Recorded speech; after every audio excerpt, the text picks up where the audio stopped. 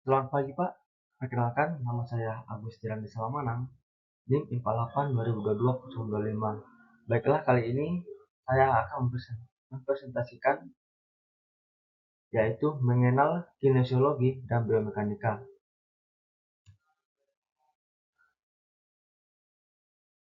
Nah, biomekanika khusus ini secara teknologi dibagi menjadi dua kata, yaitu bio yaitu makhluk hidup dan kata mekanikal adalah gerakan. Jadi, biomekanika adalah ilmu yang mempelajari gerakan pada makhluk hidup, di mana dalam biomekanika hanya mempelajari gerakan pada manusia.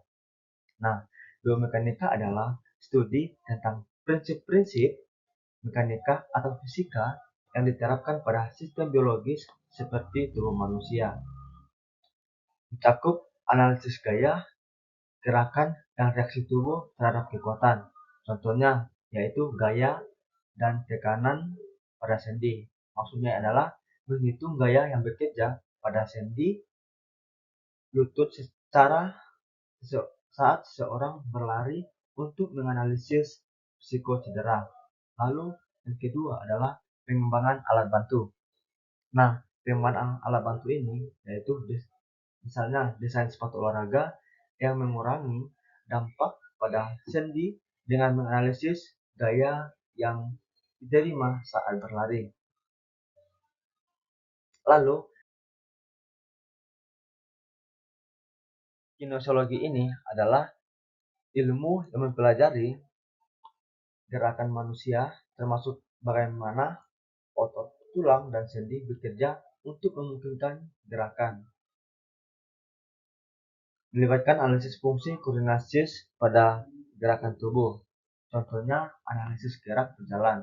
Nah, di mana analisis gerak berjalan ini kita bisa menganalisis langkah seseorang untuk memperbaiki postur atau gait dalam terapi fisik. Lalu yang kedua adalah latihan rehabilitasi. Nah, rehabilitasi ini adalah mendesain program latihan untuk menguatkan otot-otot tertentu setelah cedera, seperti latihan untuk memperbaiki kekuatan otot pinggul setelah cedera. Nah, kita melihat dari biomekanika dan kinesiologi adalah perbedaannya, yaitu biomekanika ini itu fokus pada prinsip mekanik dan gaya mempengaruhi tubuh. Lalu yang kinesiologi ini yaitu fokus pada fungsi dan koordinasi gerakan tubuh secara interaksi otot dan sendi.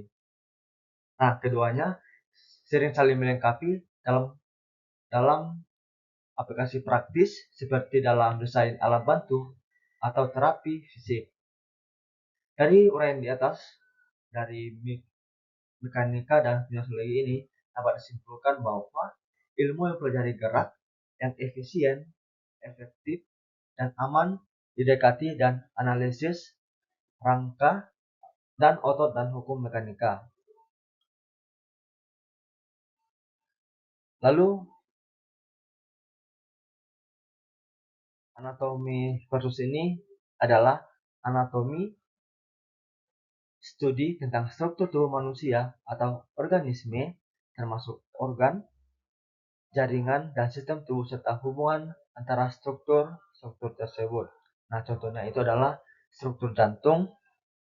Nah, di mana struktur jantung ini mempelajari bagian jantung seperti atrium, ventrikel, katup, dan pembuluh darah yang terhubung. Lalu yang kedua adalah sistem pencernaan, di mana sistem pencernaan ini yaitu mengidentifikasi organ-organ seperti lambung, usus halus, dan usus besar, serta posisi relatif di tubuhnya.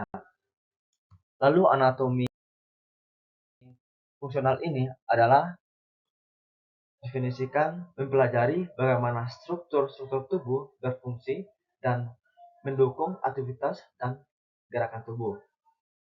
Dan juga lebih fokus pada hubungan antara struktur dan fungsi spesifiknya. Nah, contohnya yaitu gerakan sendi, di mana gerakan sendi ini mempelajari bagaimana struktur sendi seperti sendi bahu memungkinkan berbagai rentang gerakan seperti putaran, angka dan gerakan lain yang terkait dengan aktivitas sehari-hari. Lalu yang kedua adalah otot dan kekuatan. Yang dimaksud dari otot dan kekuatan ini adalah bagaimana kita menganalisis bagaimana otot-otot tertentu seperti otot quadriceps di paha bekerja bersama untuk memungkinkan pergerakan kaki saat berjalan atau berlari. Dan juga dari anatomi ini bisa kita bedakan anatomi yaitu fokus pada struktur tubuh, sedangkan anatomi fungsional ini adalah fokus pada fungsi dan peran struktur dalam aktivitas dan gerakan tubuh. Dengan demikian, dapat kita pahami kedua aspek ini, kita lebih baik dalam desain, alat bantu, rehabilitasi, atau pemahaman umum tentang bagaimana tubuh bekerja. Lalu, gerak linear, di mana gerak linear ini adalah gerak sepanjang lingkaran lurus dan juga melibatkan perubahan fungsi suatu objek dalam satu dimensi. Sebagai contoh, yaitu berjalan lurus. Nah, bagaimana kita bisa berjalan lurus dan dari titik A ke titik B tanpa berbelok. Lalu yang kedua adalah mobil di jalan raya. Nah, mobil yang bergerak maju di jalan raya dalam lintasan lurus tanpa belokan. Lalu gerakan angular dapat didefinisikan sebagai gerak yang terjadi sekitar suatu titik atau sumbu dan juga melibatkan perubahan sudut dan posisi dalam ruang 3 dimensi. Sebagai contoh yaitu roda sepeda berputar. Yang dimaksud adalah roda sepeda berputar di sekitar sumbu pusatnya saat sepeda bergerak. Jadi sepeda itu kayak diputar. Perasaan mendayung. Lalu yang kedua adalah gasing. Nah, gasing ini yang berputar di sekitar sumbu ketika pada saat kita melempar, otomatis gasing itu akan berputar secara maksimal. Maka dari itu dapat kita bedakan gerak linear ini adalah perubahan posisi sepanjang lintasan lurus, misalnya bergerak, maju, atau mundur. Lalu gerak angular ini adalah perubahan posisi sekitar sumbu atau titik tetap, misalnya berputar atau berbalik. Nah, keduanya ini penting dalam analisis biomekanika dan fisika untuk memahami bagaimana objek bergerak dan berinteraksi dengan gaya. Lalu kinematika. Nah, kinematika khusus ini adalah cabang fisika yang mempelajari gerakan benda tanpa mempertimbangkan penyebab gerakan tersebut. Fokus utamanya adalah pada posisi, kecepatan, dan percepatan. Dapat dicontohkan sebagai gerakan mobil. Nah, di mana gerakan mobil ini menganalisis bagaimana kecepatan dan percepatan mobil saat bergerak di jalan tanpa mempertimbangkan gaya yang menyebabkan gerakan tersebut. Lalu yang kedua adalah peluru yang ditembak. Nah, peluru ini adalah menghitung lintasan peluru, kecepatan, dan waktu yang diperlukan untuk mencapai titik tertentu tanpa mempertimbangkan gaya dorong yang dihasilkan. Sedangkan kinetika adalah cabang fisika yang mempelajari penyebab gerakan benda, yaitu gaya dan torsi yang menyebabkan perubahan dalam gerakan ini berkaitan dengan hubungan antara gaya dan respon gerakan. Dapat dicontohkan yaitu gaya pada mobil. Nah, bagaimana gaya pada mobil ini adalah menganalisis gaya mesin mobil yang diperlukan untuk mengubah kecepatan mobil termasuk gaya gesek dan drag udara. Lalu yang kedua adalah torsi pada gasing. Nah, di mana kita dapat bisa mengukur torsi yang diterapkan pada gasing untuk menentukan kecepatan rotasinya dan stabilitas berputar. Maka dari itu dapat kita bedakan dari perbedaannya itu kinematika ini adalah fokus pada deskripsi gerakan atau posisi kecepatan, percepatan, dan tanpa mempertimbangkan gaya yang menyebabkan gerakan. Sedangkan kinetika ini adalah fokus pada penyebab gerakan atau gaya gaya atau torsi dan bagaimana gaya tersebut mempengaruhi gerakan. Nah, kedua konsep ini saling melengkapi dalam analisis gerakan dengan kinetika memberikan gambaran tentang gerakan dan kinetika menjelaskan penyebabnya. Nah, lalu yang selanjutnya adalah status versus. Nah, status versus ini yaitu berhubungan dengan keadaan sistem yang tidak berubah atau berada dalam keseimbangan. Dan juga dalam konteks mekanika, ini merujuk pada situasi di mana gaya-gaya yang bekerja pada suatu objek saling menyeimbangkan sehingga objek tertentu tetap diam atau bergerak dengan kecepatan konstan tanpa adanya percepatan. Contohnya, meja meja yang berdiri di lantai tanpa bergerak adalah contoh sistem statis.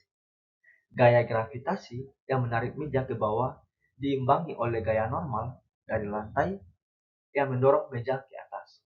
Lalu yang kedua adalah jembatan. Jembatan yang menopang beban kendaraan tanpa mengalami pergerakan adalah contoh struktur statis di mana semua gaya atau beban, tekanan, dan seimbang. Lalu dinamis. Dinamis ini adalah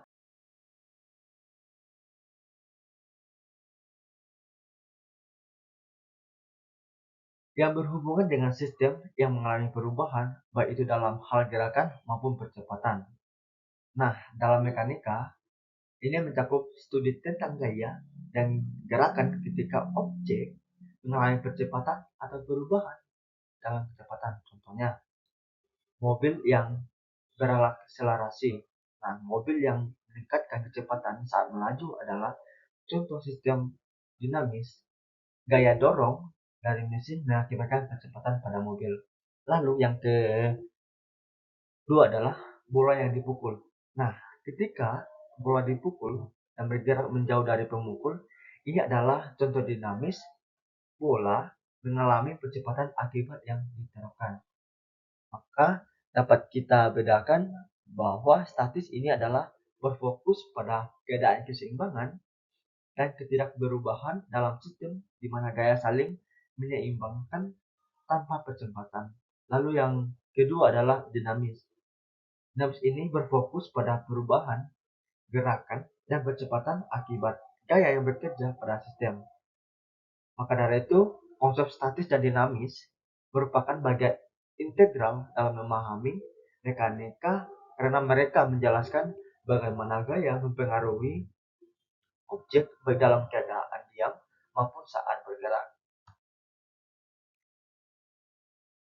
Baiklah, sekian hasil dari presentasi saya. Bila ada kata-kata yang kurang baik, saya mohon maaf. Selamat pagi.